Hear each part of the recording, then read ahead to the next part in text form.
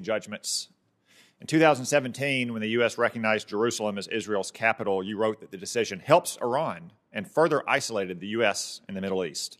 But since then, the U.S. has brokered landmark Mideast peace deals. In 2019, when the State Department issued new guidance about Israeli settlements, you wrote that the move would be dangerous and destabilizing to the Middle East. But no such destabilization happened. Indeed, those peace deals happened. In 2018, when President Trump warned Iran against restarting its nuclear program, you wrote that war drums are already sounding, but no war happened. Also in 2018, when the Trump administration left the Iran nuclear deal, you said, war will be all that's left, but no war occurred. In 2019, when the Lincoln Strike Group was deployed to the Persian Gulf, you wrote, there is growing evidence we are on the path toward war, whether Trump realizes it or not.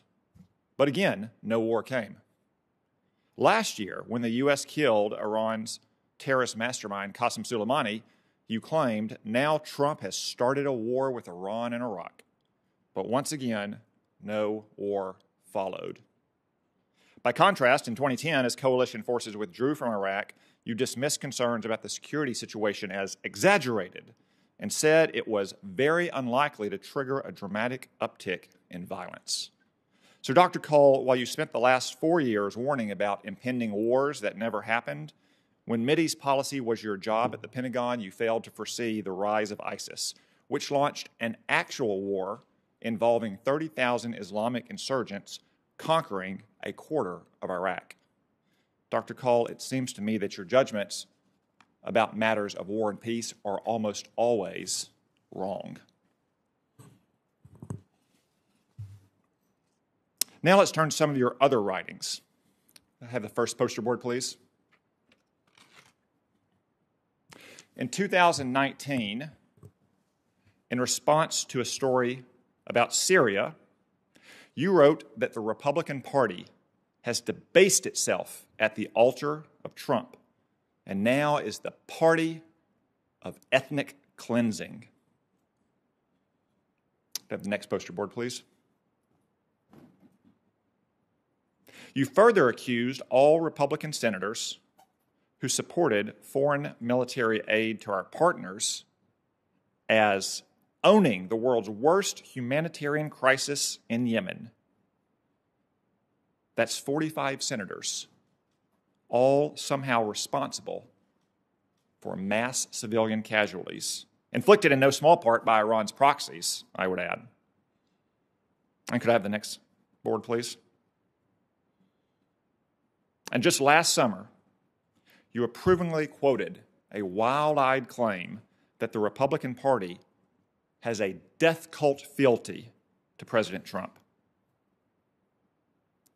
Dr. Kahl, this is not about mean tweets or insulting senators. We're all used to harsh criticism up here. This is just a very small sample of the many intemperate and unbalanced remarks that you've directed at people who disagree with you about public policy. But the job you seek demands a judicious, even-tempered demeanor.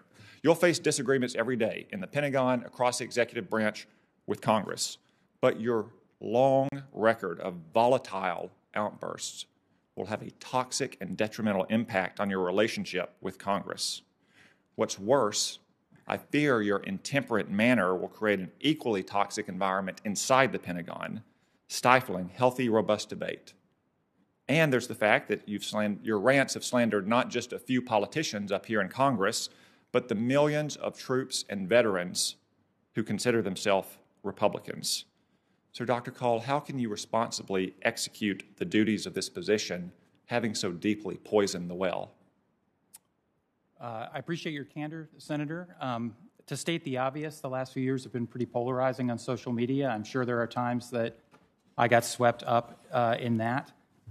There were a number of positions that President Trump took that I strongly opposed.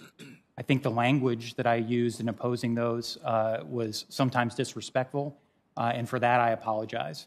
I understand that the position of the Undersecretary of Defense for Policy, while it's a political appointment, is not a political job. It's a policy job, one that requires me to be nonpartisan in the halls of the Pentagon and bipartisan working with this committee and others in Congress. And I know that I can comport myself in that way because I did it the last time I was at the Pentagon working for Secretary Gates. I did it when I was at the Pentagon the first time in the Bush administration.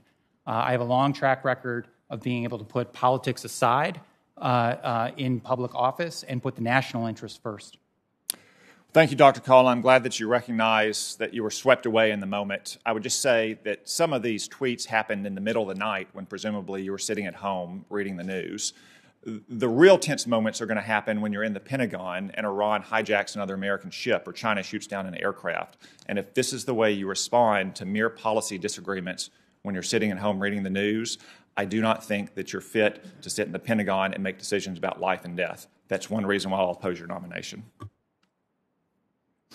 Thank you, Senator Cotton. Now let me recognize Senator Jill LeBrand via WebEx. Thank you, Mr. Chairman. Dr. Kahl, Israel remains one of our closest allies in the Middle East. What's your view